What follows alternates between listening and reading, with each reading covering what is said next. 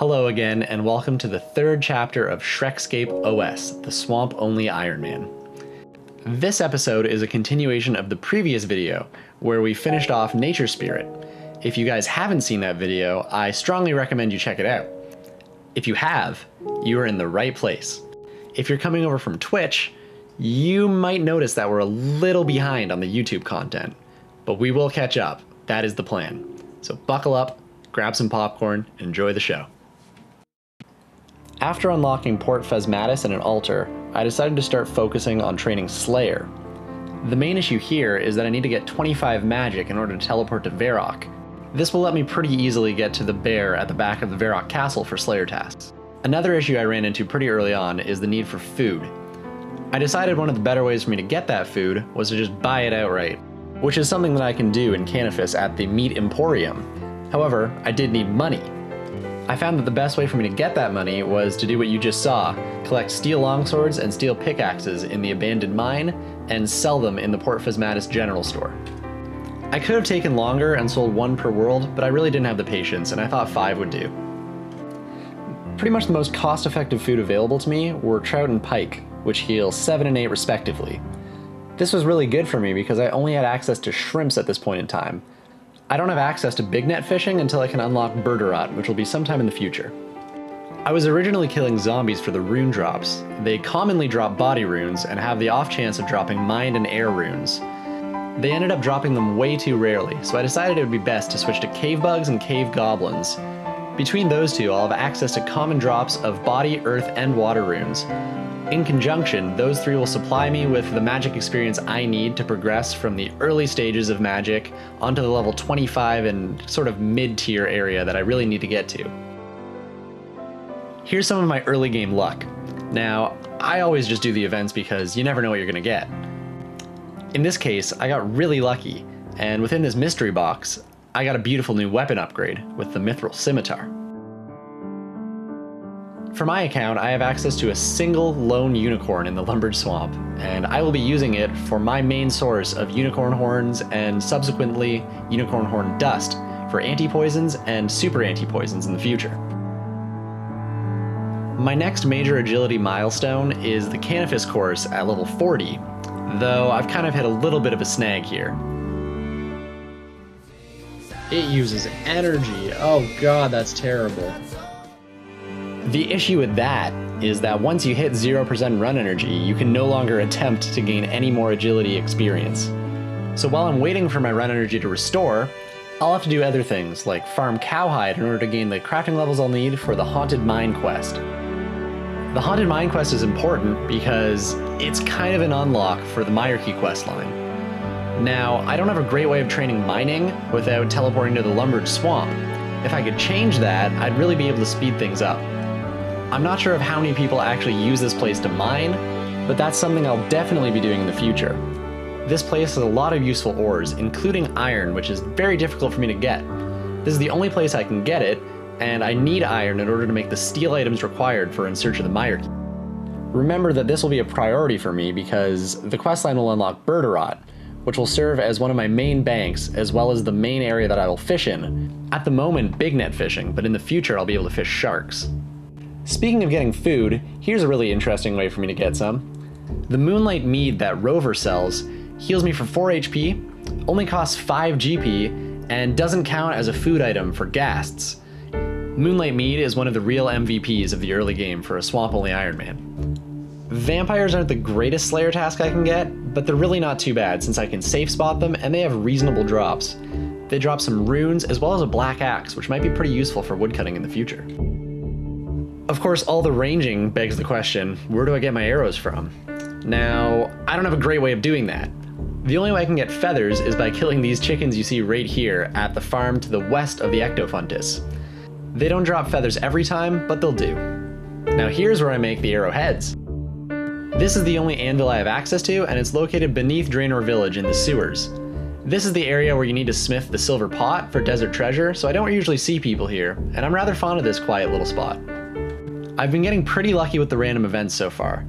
I'll be dumping all of the experience into construction, which is the skill I'll need to train up to 5 in order to do the Darkness of Hollowvale quest, which, as many of you know, is the penultimate quest in the Myreque questline.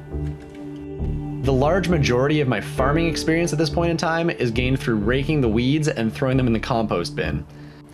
I don't have access to a whole lot of seeds at this point, but I'll be getting a lot more when I can kill moss giants in the Varrock sewer at level 25 magic.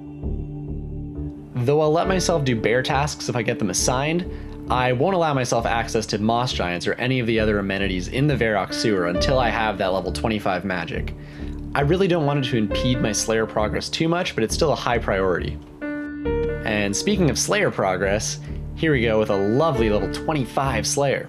Unfortunately, this gives us access to Cockatrice, which is a monster I can't do, and it's just one more that I'm going to have to cancel through Turiel and Berthorpe. Unfortunately for me, the iron ore is all the way at the bottom of the abandoned mine, and it's very difficult to get to. So at this point I've decided to only train using tin and copper. I'll use the Shades teleport to get here and mine the tin, and I'll use the Lumbridge home teleport when it's on cooldown to mine the copper. Werewolves have a really decent gear upgrade for me, the Mithril chain body, but I got something else that I wasn't really expecting. In addition, they can drop a rune. Holy cow, that's the thing. No shit, eh? Super lucky for me, but what's even luckier is that just 3 kills later, I got this lovely thing. Hey, it actually worked. Holy shit, that's amazing. Damn, I can't believe that happened.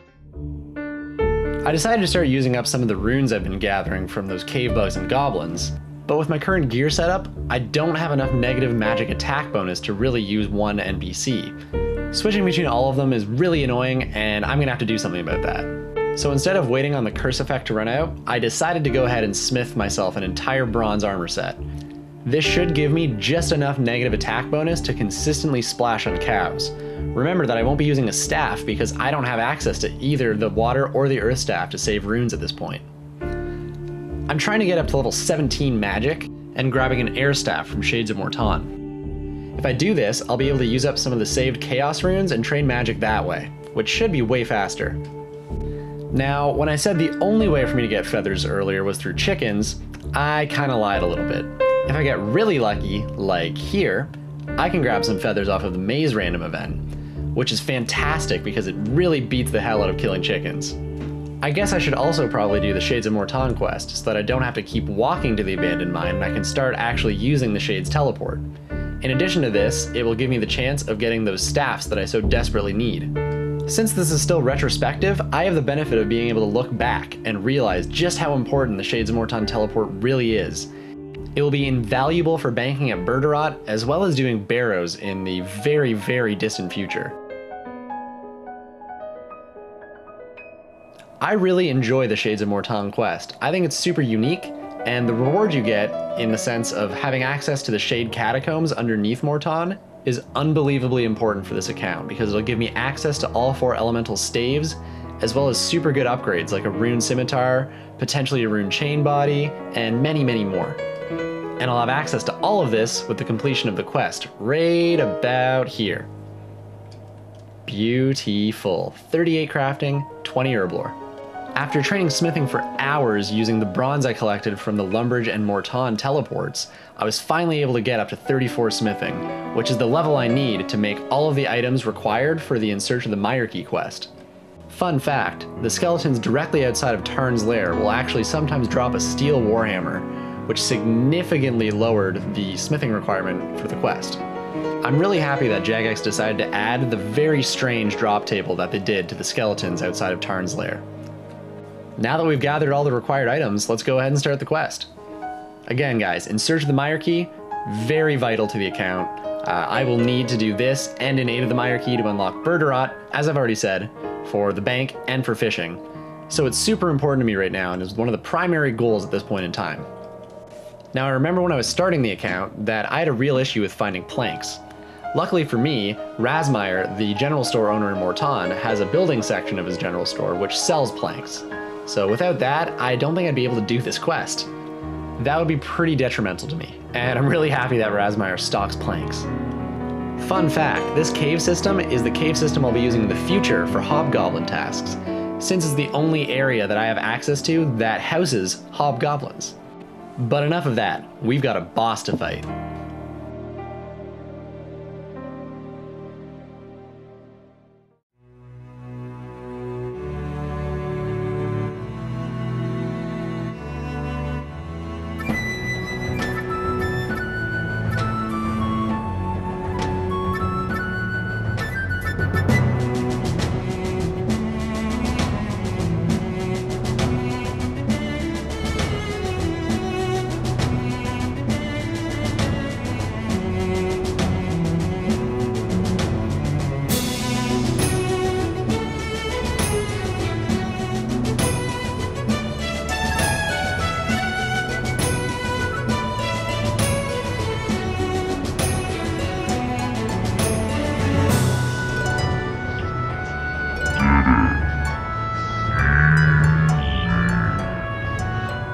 Yeah, I guess safe spotting will do that, huh? Makes it way easier than it should be, and we are done the quest momentarily.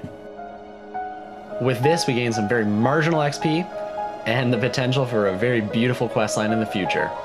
And here's where we're gonna end the 3rd chapter of ShrekScape. Thank you all so much for watching. I appreciate it very much. I hope you all enjoyed it, and stay tuned because there's a lot more to come.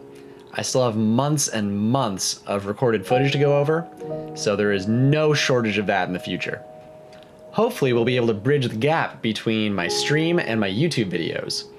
If you're unfamiliar with my stream, feel free to read the description below and click on the link that you'll find therein. That should take you directly to my Twitch page. Thanks again, guys, and I will see you next time.